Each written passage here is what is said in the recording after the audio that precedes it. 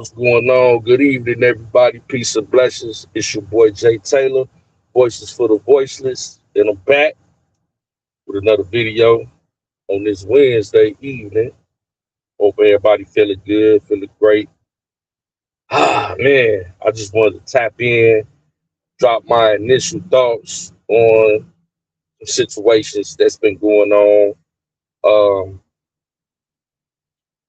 First and foremost, I want to say rest in peace to the young lady that was unalive in Minnesota um, earlier today doing a protest, doing an ICE protest. I'm gonna get back to that, but I do want to offer my condolences to the family and rest in peace to the young lady. No one deserves to lose their life, but we gonna get back to that. I want to talk about this whole situation that happened in Chicago with these black preachers. Now, I got the whole series on Brandon Johnson. I got other content on the city of Chicago and things of that nature because, I'm from Chicago. So quite naturally, I cover it. And the whole thing about it was a group of black pastors, which I had them on uh, one of my videos that was about the property taxes and Brandon Johnson is that these black pastors, now notice, pastors, preachers in the black community are looked at in high regard. These are the people that black people tend to lean on for information, for spiritual guidance. So these people have a huge responsibility in the community. And if they don't get the information right, then a lot of times the rest of the community ain't gonna get the information right. Right. So I covered some content on them about the property taxes being increased by 100% in black and brown communities. Now, with Brandon Johnson, we had a 1 point some billion-dollar deficit in Chicago. Right? He ran on the campaign saying that he wasn't going to raise people property taxes. But, in the black and brown communities, they have seen upwards of 100% increase in their property taxes, while white communities only saw a 5% increase. So what did Brandon Johnson do? I'm going to tax the rich. I'm going to tax the rich, right? So when he went to talk about he going to add the tax the rich, what happened was a lot of those places that he went to go tax that were in downtown metropolitan areas, a lot of them left. A lot of those companies left that carry the tax burden.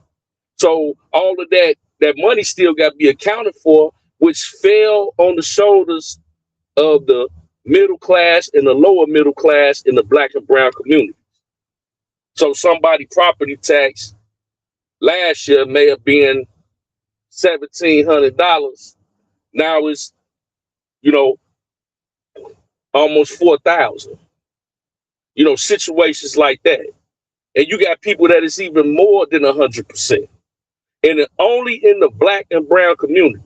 While downtown Chicago, in the other white affluent neighborhoods, where a lot of these white liberals live at, they only saw 5%.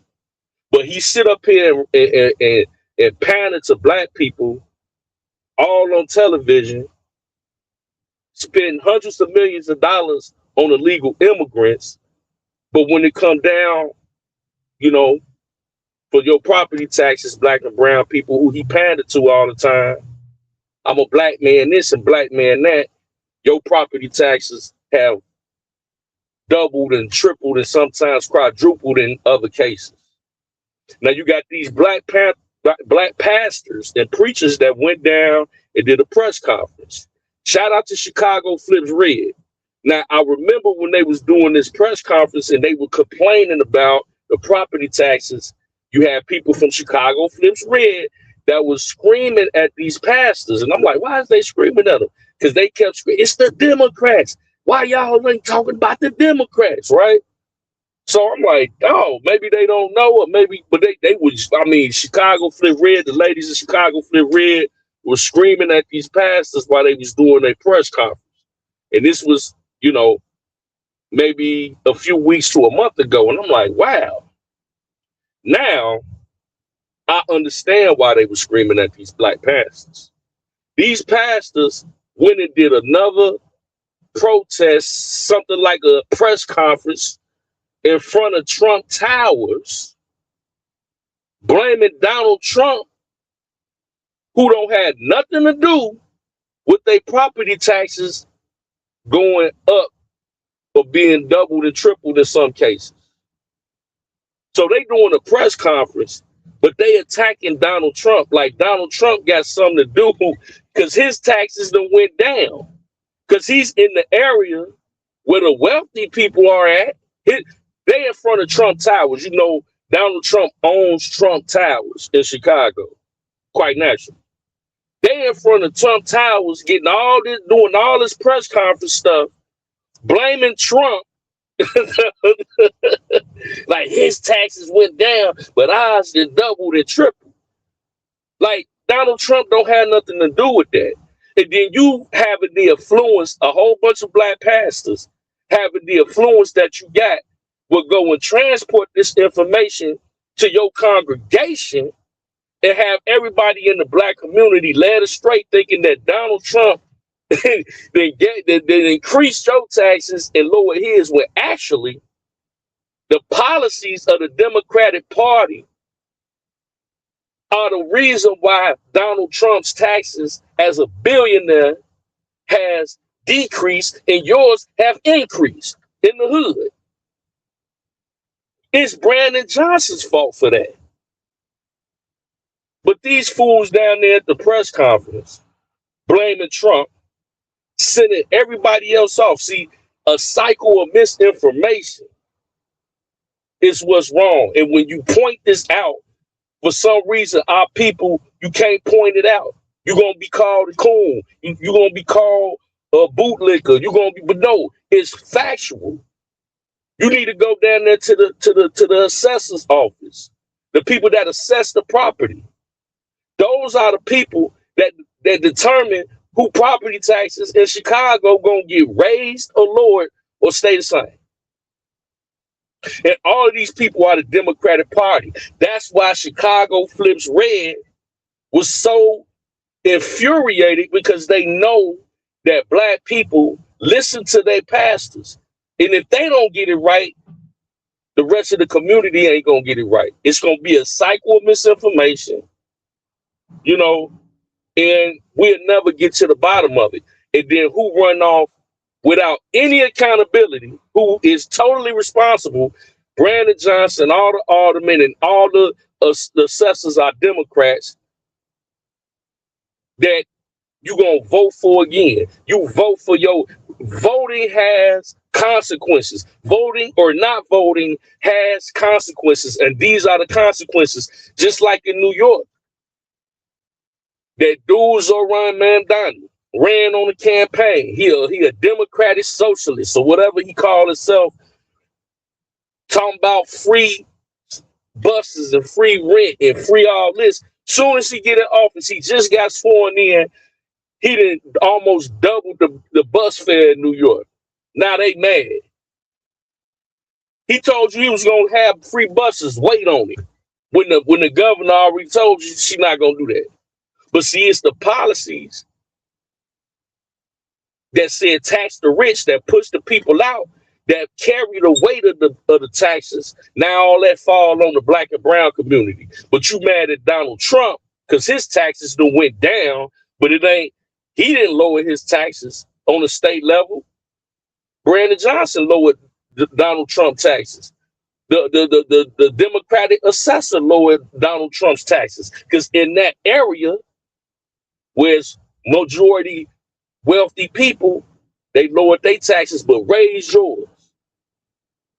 So we got to get the information correct now. rest in peace to the young lady in Minnesota that lost her life as a result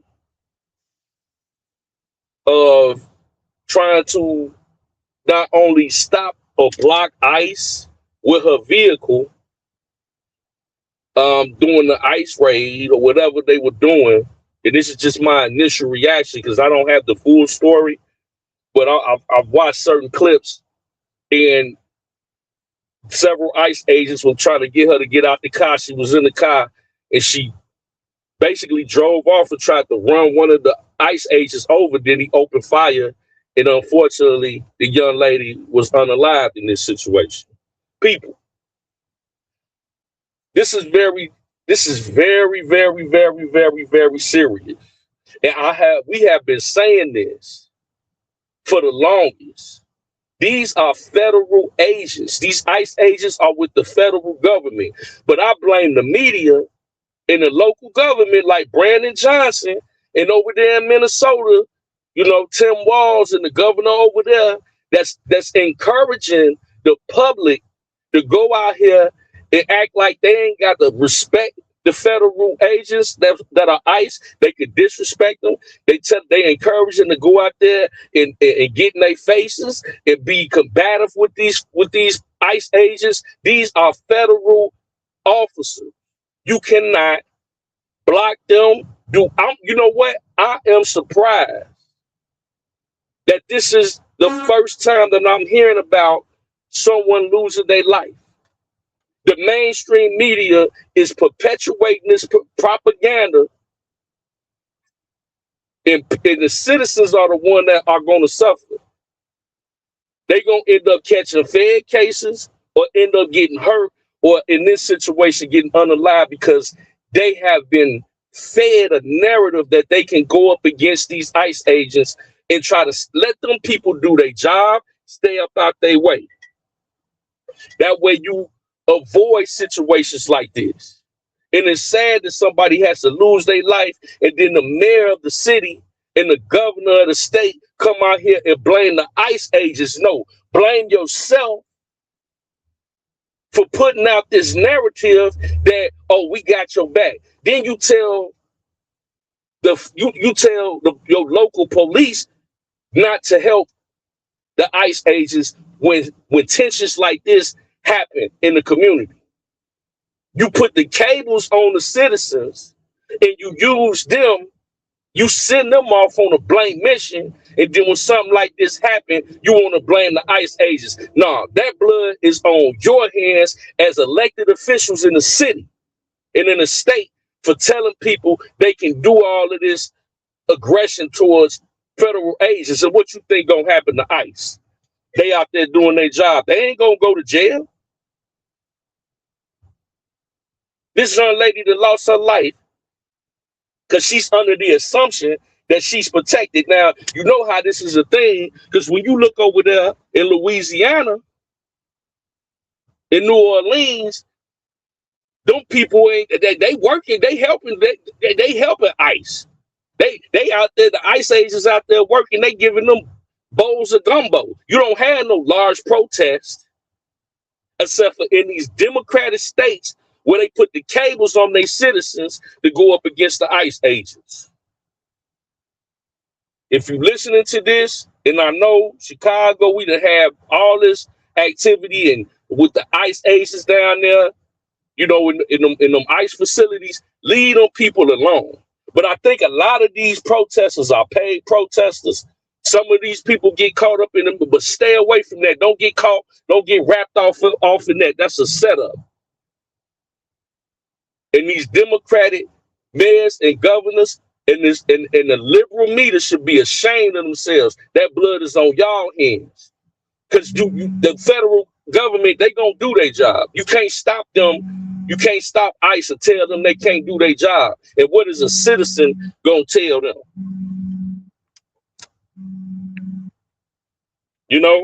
It's just insane, man. It's insane. But I got to get back to work, man. Once again,